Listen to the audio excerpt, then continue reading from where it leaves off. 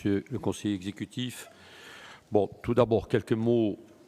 BS classique, hein, les principes ont été rappelés. Quelques mots et l'interrogation, j'avais déjà échangé à ce sujet. Je pense qu'il serait souhaitable que l'on présente un BS non pas fin octobre, dans l'intérêt de notre collectivité, je parle bien d'efficacité, pour mieux gérer les dépenses et avoir une meilleure maîtrise, mais après le CA en juin, peut-être le voter en juillet. Je déplore qu'à mon avis, nous le votons trop tardivement, dans l'intérêt du fonctionnement de notre collectivité. Mais ceci dit, ça c'était sur la forme.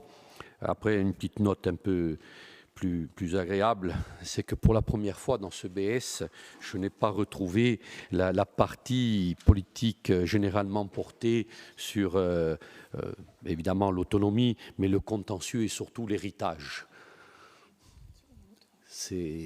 Voilà. Alors, j'ai presque envie de vous dire, ça m'a manqué. Depuis tant d'années, ça m'a manqué. Donc, sur ce résultat, évidemment, le CA est repris. Bon, je ne vais pas revenir sur les chiffres que cela constitue, ça a été évoqué sur les dépenses et les recettes.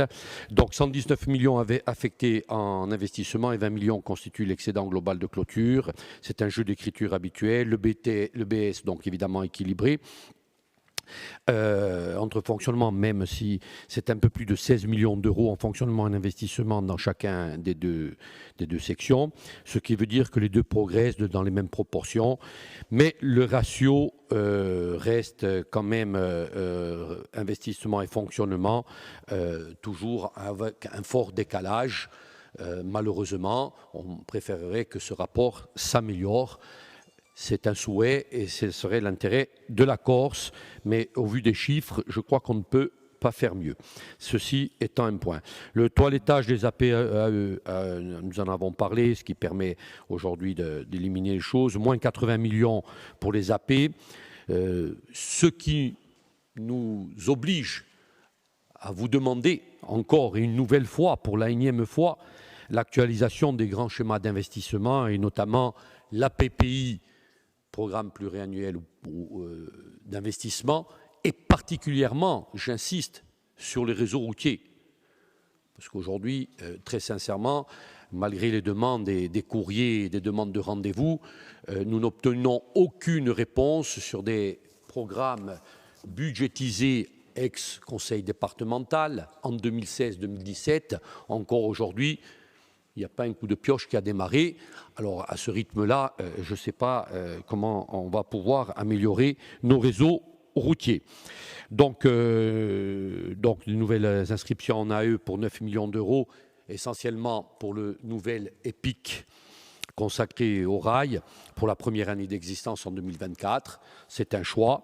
L'augmentation des recettes de 10 millions d'euros, moi je voudrais revenir encore sur cette augmentation de recettes globalement de 10 millions d'euros, plus de 8 millions d'euros provenant à la fois de TICPE, donc qui sont les taxes, qui est la taxe intérieure de consommation des produits d'énergie, la taxe sur les tabacs 3 millions d'euros et les DMTO 1,3 million d'euros. Je crois que ces recettes qui représentent plus de 83% de nos recettes globales sont à l'encontre de la politique menée ou voulue par la collectivité territoriale de Corse. Mais aujourd'hui, je crois que tout le monde se satisfait de les avoir pour pouvoir maintenir le bateau à flot.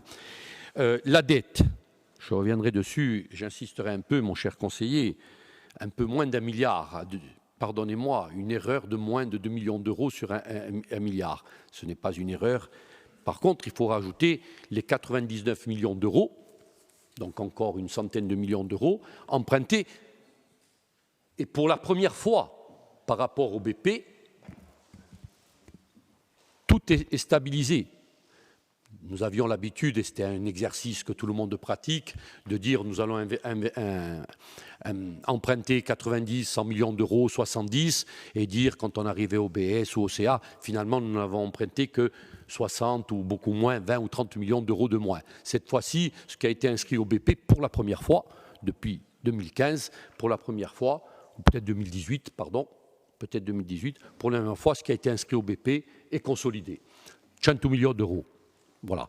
À colpi di 100 millions d'euros, je voudrais vous dire, je fais une prospective, avant 2026-2027, on va être à 1,5 milliard de dette, même si on intègre le remboursement d'emprunt.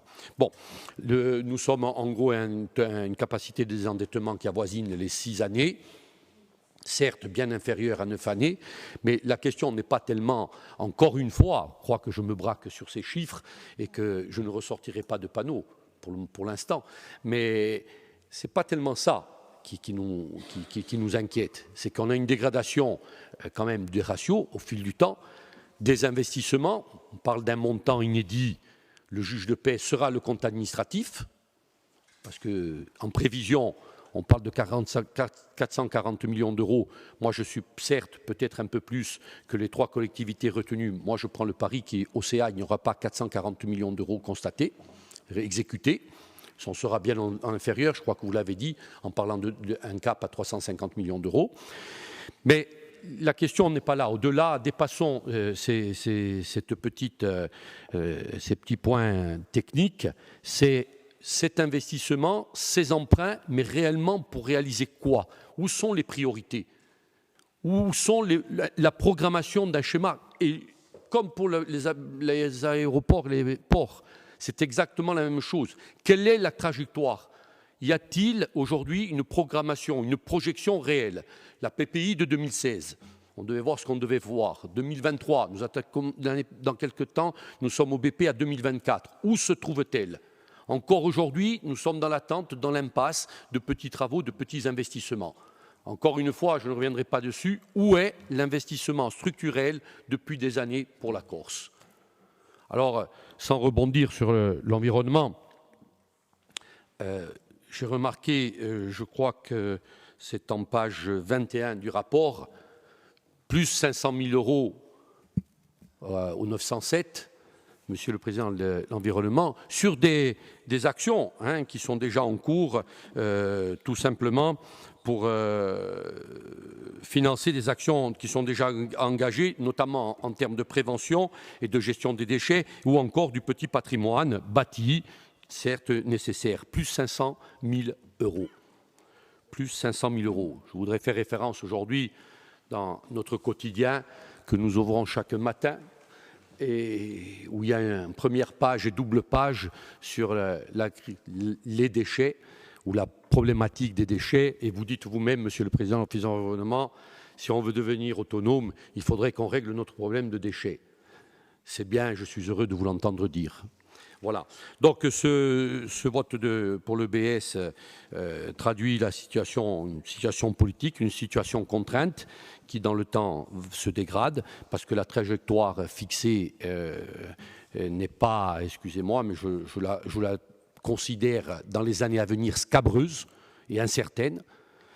Donc voilà, tout simplement pour ça. Et je tiens quand même à noter, parce que je me réfère très souvent, vous le faites vous aussi quand cela vous convient, vous arrange. Moi, je le fais régulièrement quand cela convient et je le souhaite, mais que le CESEC prend acte de ce BS et ne donne pas un avis favorable. Je vous remercie.